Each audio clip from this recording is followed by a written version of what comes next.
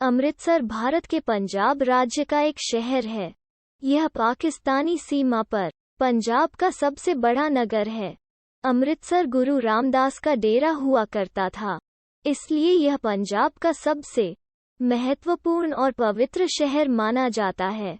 सिखों का सबसे बड़ा गुरुद्वारा स्वर्ण मंदिर अमृतसर में ही है। ताजमहल के बाद सबसे ज्यादा पर्यटक अमृतसर के स्वर्ण मंदिर को ही देखने आते हैं। स्वर्ण मंदिर अमृतसर का दिल माना जाता है। अमृतसर अनेक त्रासदियों और दर्दनाक घटनाओं का गवाह रहा है।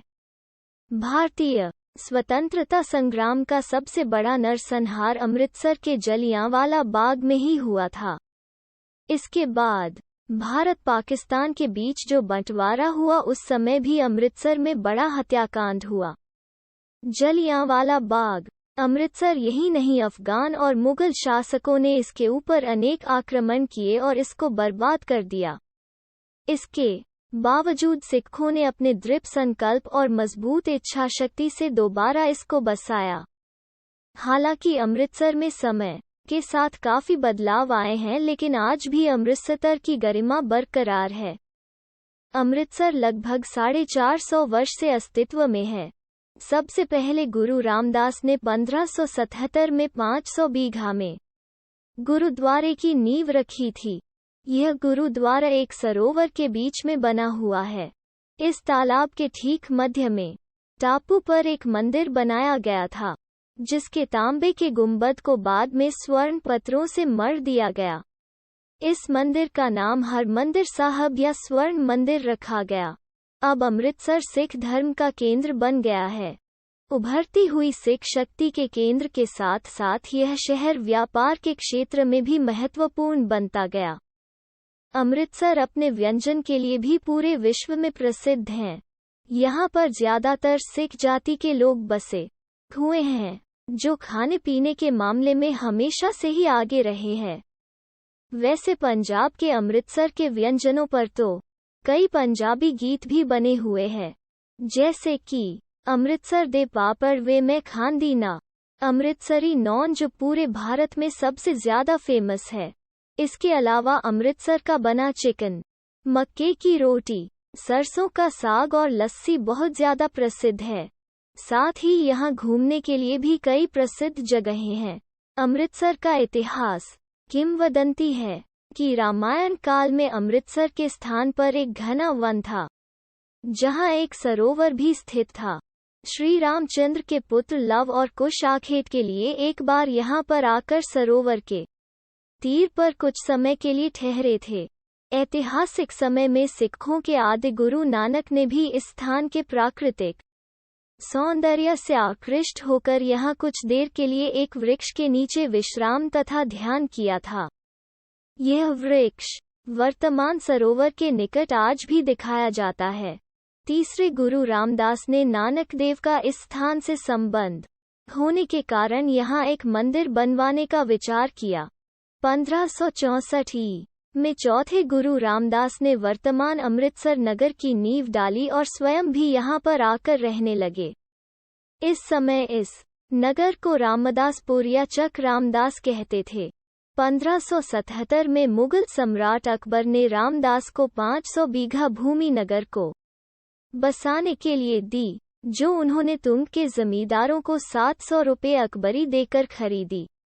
कहा जाता है कि सरोवर के पवित्र जल में स्नान करने से एक कौवे के पर श्वेत हो गए थे और कोढ़ी का रोग जाता रहा था।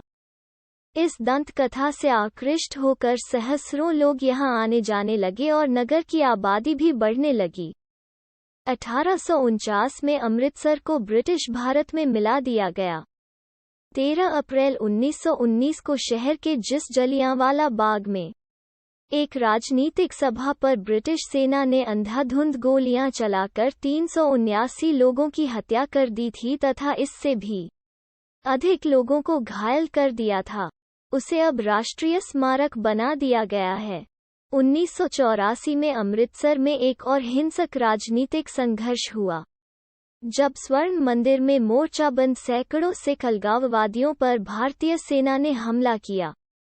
परस्पर विरोधी सूत्रों के अनुसार इस संघर्ष में 450 से 1200 लोग मारे गए थे।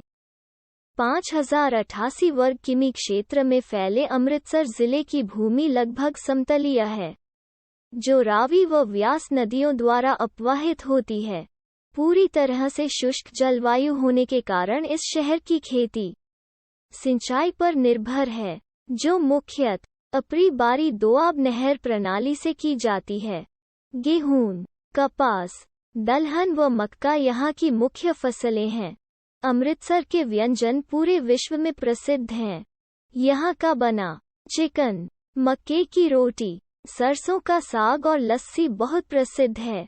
अन्य दर्शनीय स्थल श्री हरमिंदर साहिब, गोल्डन टेम्पल, श्री हरिमंदिर साहिब, सिख धर्मावलंबियों का सबसे पावन धार्मिक स्थल या सबसे प्रमुख गुरुद्वारा है, जिसे दरबार साहिब या स्वर्ण मंदिर भी कहा जाता है। ये अमृतसर शहर में स्थित है और यहाँ का सबसे बड़ा आकर्षण भी है। पूरा अमृतसर शहर स्वर्ण मंदिर के चारों तरफ बसा हुआ है। श्री हरमंदिर साहिब को अमृतसर का दिल माना जाता है। स्वर्ण मंदिर में प्रतिदिन हजारों श्रद्धालु और पर्यटक आते। अमृतसर गुरुद्वारा अमृतसर की दक्षिण दिशा में संतोखसर साहब और बिबेसर साहब गुरुद्वार है। इनमें से संतोखसर गुरुद्वारा स्वर्ण मंदिर से भी बड़ा है। महाराजा रणजीत सिंह ने रामबाग पार्क में एक समर पैलेस बनवाया था। इसकी अच्छी देखरेख की गई, जिससे ये आज भी सही स्थिति में है।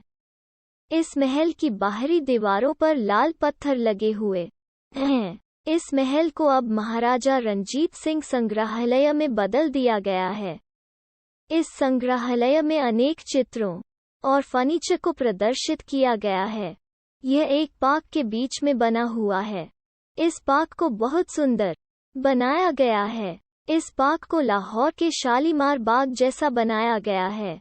संग्रहालय में घूमने का समय सुबह 10 बजे से शाम 5 बजे तक रखा गया है। यह सोमवार को बंद रहता है। दुर्ग्याना मंदिर प्राचीन हिंदू मंदिर हाथी गेट क्षेत्र में स्थित है।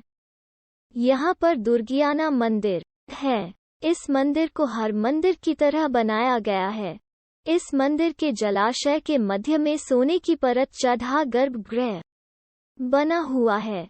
दुर्गियाना मंदिर के बिल्कुल पीछे हनुमान मंदिर है। दंत कथाओं के अनुसार यही वो स्थान है जहां हनुमान अश्वमेध यज्ञ के घोड़े को लव कुश से वापस लेने आए थे और उन दोनों ने हनुमान को परास्त कर दिया था। खैरुद्दीन मस्जिद यह मस्जिद गांधी गेट के नजदीक हॉल बाजार में स्थित है। नमाज के समय यहाँ बहुत भीड़ होती है। इस समय इसका पूरा प्रांगण नमाजियों से भरा होता है। उचित देखभाल के कारण भारी भीड़ के बावजूद इसकी सुंदरता में कोई कमी नहीं आई है। यह मस्जिद इस्लामी भवन निर्माण कला की जीती जागती तस्वीर पेश करती है। मुख्य रूप से इसकी दीवारों पर लिखी आयतें। यह बात ध्यान देने योग्य है कि जलियांवाला बाग सभा के मुख्य वक्ता डॉक्टर सैफुद्दीन किचलू और डॉक्टर सत्यपाल इसी मस्जिद से ही सभा को संबोधित कर रहे थे। जलियांवाला बाग अमृतसर में स्वर्ण मंदिर के नजदीक स्थित है। यह वो जगह है जहां पर इतिहास का सबसे बड़ा नरसंहार हुआ था, जो ब्रिटिश शासन की क्रूरता का गवाही देता है।